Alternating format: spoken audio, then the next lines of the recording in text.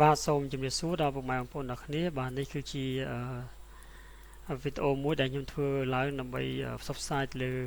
បាទការតេស្តសមត្ថភាពលើជំនាញភាសាបាទនៅជាស្ថានភូមិបច្ចេកទេសของភាគជួយសានស្វ័យរៀនរបស់យើងបាទនៅទីនេះគឺយើងមានភ្ជាប់ដោយវិតម្លៃសមត្ថភាពមួយបាទសម្រាប់វិតម្លៃបងប្អូនទាំងអស់គ្នាជាពិសេសគឺពលករដែលមកពីប្រទេសថៃណាហើយដែលគាត់មានជំនាញភាសាហើយអត់មានសញ្ញាបត្រចឹងបងប្អូនដែលជិះមកពីប្រទេសថៃមានជំនាញភាសាតែអត់មានសញ្ញាបត្រចឹងបងប្អូនអាចមកអញ្ជើញមកចុះឈ្មោះវិតម្លៃនៅជាស្ថានដែលគិតថ្លៃបាទចឹងការចុះឈ្មោះគឺស្រួលទេហើយការវិតម្លៃក៏មានភាពងាយស្រួលដែរដោយទូនយោបានជម្រាបជូនអត់ពីភាសាអញ្ចឹងក៏ទូមកហើយទៅអឺមិនមានការនេះបែកធ្លាយទេអញ្ចឹងគ្រាន់តែថានេះគេជាការសហការមួយសម្រាប់ឲ្យជំនាញមានការតាមនេះទេ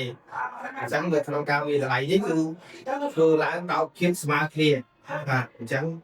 ជាកិច្ចចាក់ដើមទៀតសូមជើញរួមកាត់នៅ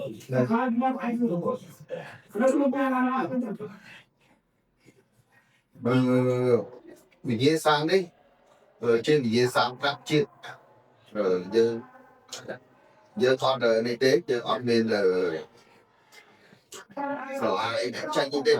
បាទមានន័យថាធ្វើតែប្រទេសចាញ់វិញ្ញាសានឹងទៅគ្នាណាវិញ្ញាសាទាំងមូលដូចគ្នាទេបាទបន្ទាប់ពីលោកនាយកជម្រាបជូនលម្អិតអំពីវិញ្ញាសានិងលក្ខន្តិកៈនៃការប្រឡងយើងបេក្ខជនត្រូវបាន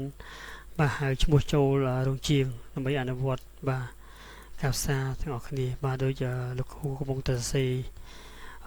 ម៉ោងហើយនឹងពេលវេលាការប្រឡងអញ្ចឹងបាទហើយនឹងលក្ខន្តិកៈនៃការដាក់បន្ទុកជាដើមបាទអញ្ចឹងបេក្ខជនគឺធ្វើការប្រឡងបាទរៀនខ្លួនទៅតាមសមត្ថភាពរបស់គាត់មានដូចបងប្អូនបានឃើញរូបភាពនេះអញ្ចឹងបាទចាំពួកគាត់ធ្វើការផ្សារធ្វើការបាទពុះវាសទៅលើដុំការងាររបស់គាត់ដល់ខ្លួនឯងអញ្ចឹងមិនមានការបាទជួយពីបេក្ខជនណាឡើយនៅពេលគាត់កំពុងតែទៅតាមលក្ខន្តិកៈនៃការប្រឡងរួចគាត់ត្រូវហៅបាទអ្នកវិតម្លៃបាទទៅមើលដើម្បីសម្រេចថាតើគាត់ធ្វើបន្តទៀតឬក៏ចំណាបាទអញ្ចឹងបេក្ខជននីមួយៗគឺធ្វើការផ្សារមានពីរដំណាក់កាលបាទទី1គឺផ្សារបន្ទះបាទលោហៈស្មើហ្នឹងហើយទី2គឺផ្សារតេ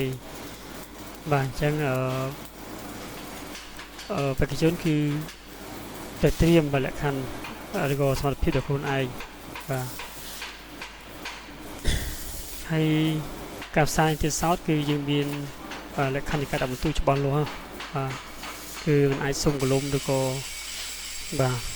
មានការសូកប៉ាន់នេះបានឡើយបាទអញ្ចឹងគឺការដាក់បន្ទុកនីមួយៗគឺមាន step របស់គាត់ในការដាក់បន្ទុកហើយយើងមានគណៈកម្មការចំនួន3ក្នុងពេលប្រឡងតែមួយហ្នឹងបាទ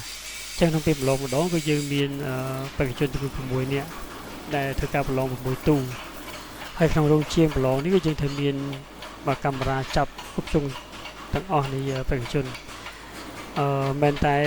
គណៈកម្មការមើលតែក្នុងរោងជាងប៉ុណ្ណឹងទេគឺយើងមានកាមេរ៉ាបាទបង្ហាញទៅដល់ក្រសួងដើម្បីពិនិត្យមើលបន្ថែមផងដែរបាទអញ្ចឹងជួបបងប្អូនដែលជាពលករជិះមកពីប្រទេសថៃហើយមានជំនាញភាសាណាហើយដែលយើងមិនទាន់មានសញ្ញាបត្រចឹងបងប្អូនអាចមកចុះឈ្មោះនៅជាស្ថានភូមិបច្ចេកទេសក្នុងពេលជួយសានស្វ័យរៀងដើម្បីធ្វើការចុះឈ្មោះបានទាំងអស់គ្នាបាទចុះឈ្មោះវិតម្លៃបានទាំងអស់គ្នាដោយសារអីការចុះឈ្មោះវិតម្លៃនេះគឺអត់មានការគិតប្រាក់កាក់អីទេហើយការចុះវិតម្លៃគឺចំនួន1ថ្ងៃមានថាវិតម្លៃចប់ព្រាមគឺបាទគណៈកម្មការក៏ផ្ដល់បន្ទុកឲ្យដូចរូបភាពនេះអញ្ចឹងក៏ផ្ដល់បន្ទុកទៅតាមទឹកដៃផ្សាររបស់យើងរួចរាល់អញ្ចឹងបងប្អូនដែលជាពលករទាំងអស់គឺបាទដែលទៅបានផ្សព្វផ្សាយទៅគណៈកម្មការថាមានសមត្ថភាពគ្រប់គ្រាន់ហើយឬមានសមត្ថភាពជាផ្នែកណាមួយ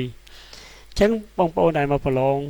តេស្តសមត្ថភាពទាំងអស់នេះគឺទទួលបានបាទសញ្ញាបត្រឬបញ្ជាក់ការប្រឡងទាំងអស់គ្នាបើបងប្អូនធ្វើការប្រឡងបានល្អជាប់តាំងពី module ទាំងភាសាតេរៀបនិងភាសាតេចឹងន័យថាបងប្អូនទទួលសញ្ញាបត្របាទពេញលេញ